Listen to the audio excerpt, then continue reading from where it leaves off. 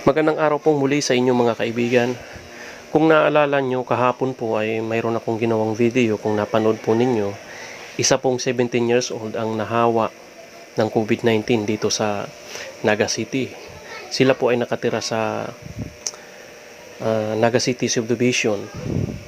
Nangungupahan sila dyan at ang nanay niya po ay isang nurse sa BMC na siyang nag-a-assist sa paggagamot sa may sakit na COVID-19. At ang sinasabi na itong nanay ay isang asymptomatic at hindi nakikita yung epekto sa katawan kahit siya po ay may virus na. Kaya nahawa niya po yung anak niyang babae. At ngayon po ay hinihintay yung lahat ng swab test ng kanilang buong pamilya kung sila po ay positive. Ngayon pong araw yan na hinihintay dito. Ngayon, bukas pag nilabas yung result at ibinalita ay gagawa po ako ng bagong video para ma-update po kayo. Ngayon po, bukod po doon sa 17 years old, mayroon na naman pong nahawa ng COVID-19 dito.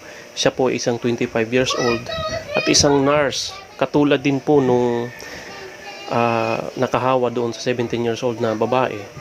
Pareho silang nagtatrabaho sa BMC. Sila po yung mga frontliners na tumutulong sa paggamot sa may mga karamdaman sa COVID-19. Sa kasamaang palad po ay sila po ay dinapuan ng coronavirus. Kaya nga po itong 25 years old na nurse na isang lalaki ay malapit lang po dito sa amin. Kaya kami pong buong barangay ngayon ay naka-alert. At ang mayor po namin ay nilockdown na po ang dalawang lugar na pinupuntahan niya. Yung isa po kasi ay sa girlfriend niya at yung isa sa pamilya niya. Kaya yung Dayangdang at San Felipe po, yung street nila, nilockdown na po yun. Kaya ngayon po ay naka-alert ang buong Naga City dahil kumakalat po yung coronavirus dito. At siguro gawa ng aksyon ng government na yung mga frontliners siguro iwasan na sigurong umuwi sa pamilya sapagkat pag ganitong sitwasyon na nahawa sila, nadadamay pa po yung ibang pamilya.